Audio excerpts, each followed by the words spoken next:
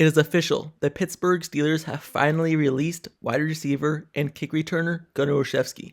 So, Gunnar Olszewski, he's made some big mistakes in the past couple of weeks. In the Browns game, when he stayed in bounds instead of letting the ball go out of bounds in the kick return, and then in Baltimore 2 weeks ago before the bye week, when he fumbled the ball, almost costing the Steelers the game, when the Ravens got the ball within the 5-yard line, but then Joey Porter Jr. saved the game with the interception. So he's made some big mistakes. He's also had a fumble as a wide receiver when he caught a screen and then fumbled the ball. So he's made some big mistakes on offense and on special teams. And he was supposed to be a guy on special teams who was a special teams ace, but he has just not shown that in his first 2 years with the Steelers.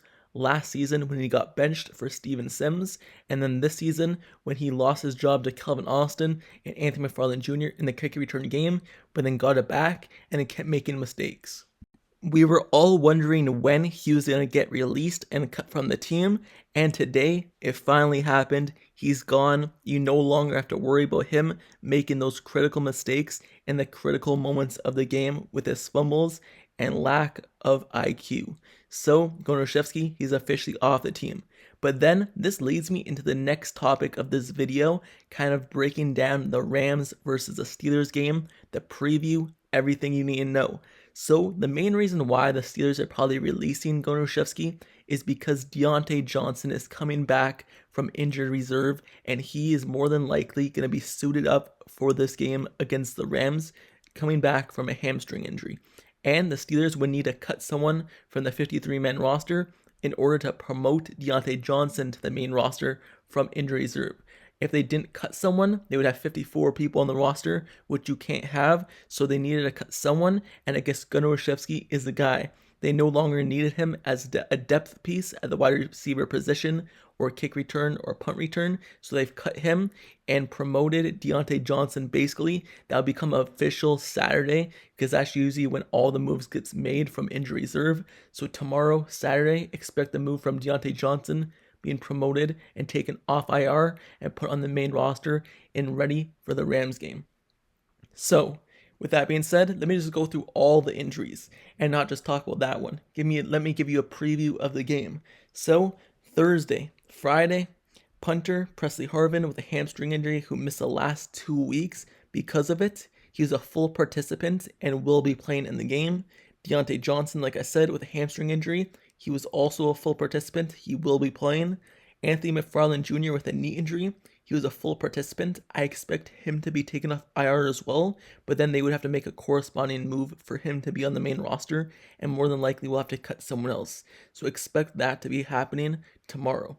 Nick Herbig with a quad injury. He was limited, but I expect him to be playing as well. Dan Moore Jr. with a knee injury, MCL sprain. He was a full participant and more than likely will be the starter come this Sunday versus the Rams.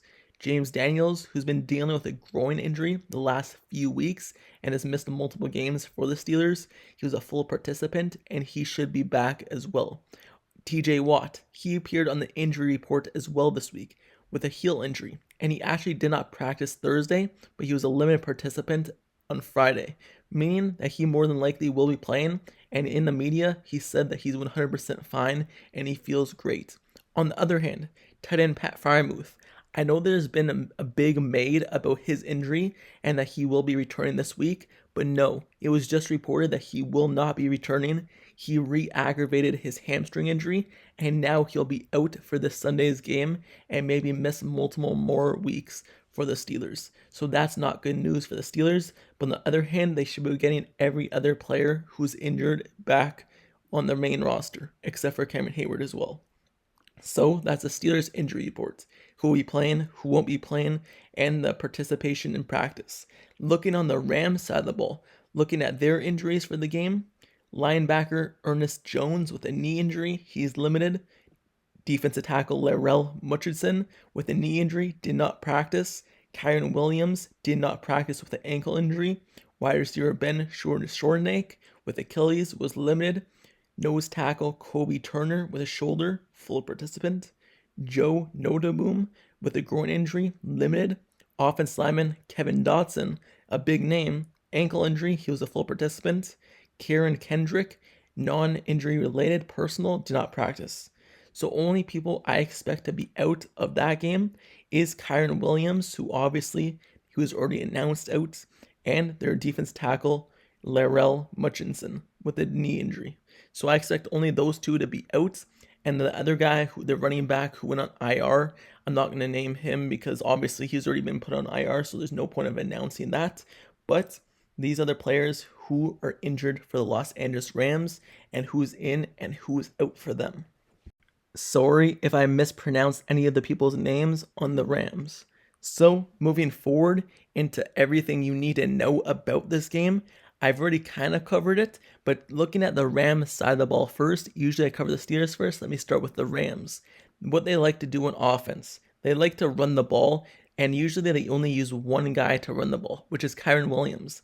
But now with him out, expect it to be running back by committee. Expect them to use multiple guys. They signed like 3 new guys during the week, from Darnell Henderson to Myles Gaskins and a few others. So expect that to be the workload at the running back position. On the other hand, at the wide receiver position, who they usually throw to is only 2 guys, Cooper Kupp and Poku. That's who Matthew Stafford has his main targets towards. Expect Cooper Kupp to get like 13 plus targets, Poku to get like 10 targets, and expect the workload to be split in between those 2 guys. Matthew Stafford usually only targets those 2. Obviously, Atwell, he's been doing good this season, but on the other hand, he doesn't get as many targets as those 2.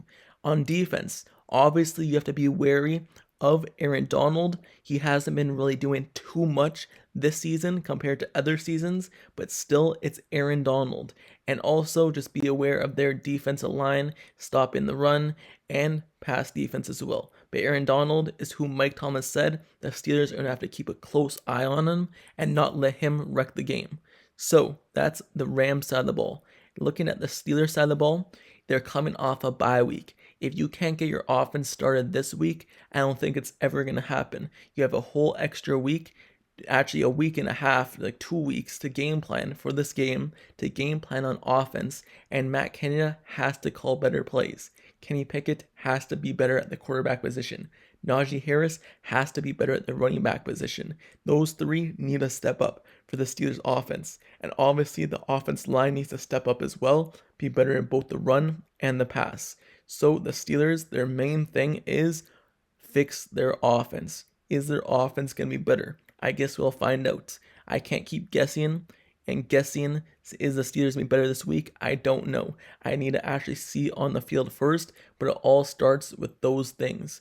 The offense line, running back, quarterback, and offensive coordinator. So those are the 4 things the Steelers need to fix. Will they do it? I guess we'll see. But the defense, on the other hand, the defense is what carries the Pittsburgh Steelers. Getting turnovers, getting sacks, TJ Watt carries that defense. Their pass defense has not been good this season, but at least their run defense has been sort of good, and their pass rush has been good, getting to the quarterback, creating turnovers. But all in all, the Steelers' defense is what carries the team.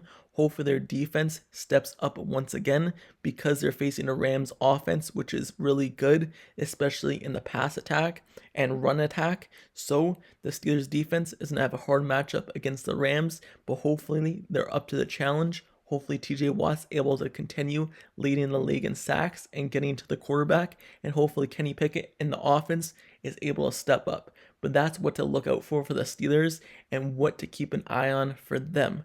And on the other hand, special teams. Let me just talk about special teams because that's been a big story this season for the Steelers. They just have not been good, especially with Olszewski returning the ball. But you don't have to worry about him anymore. Since that first week in the kick return game, the Steelers have not been able to do anything in the kick return game on kickoffs. That's what I'm talking about, kickoffs, not punt returns.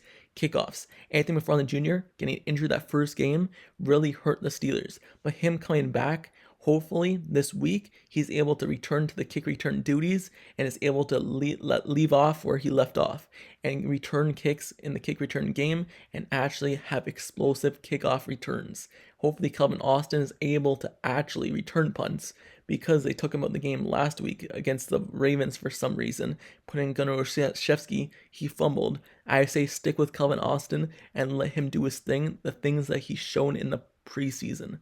So 2 special teams aces should be returning for the Steelers and 2 explosive guys. But that's something to look out for the Steelers special teams as well. But with that being said, that's the end of this video, and I just want to kind of give an update that the Steelers officially, finally released Kwon Alexander. Many of us, from me to my comments to you guys, we've all been suggesting that he needs to go, and he's finally gone. He's off of this team, and just overall, let me know your thoughts down in the comments below about the Steelers finally making this move. Did you want him to get cut? Did you not? Did you want him to get another chance? Let me know down in the comments below. And how do you feel about this game? Give me your score predictions down in the comments below. I believe the Pittsburgh Steelers will win this game, but let me know your thoughts down in the comments below, and your thoughts on all the injuries and people coming back, and your keys to the game as well. Don't forget to subscribe to the channel down below as well if you like Steelers content, analysis, reports. Like the video, turn on post notifications down below for this channel as well, so you get notified whenever I post the next Steelers video. I cover everything Pittsburgh Steelers, make a new video every single day, so stay tuned, like, comment, subscribe with notifications on, and I'll see you guys all later. Till next time, I'm out. Peace.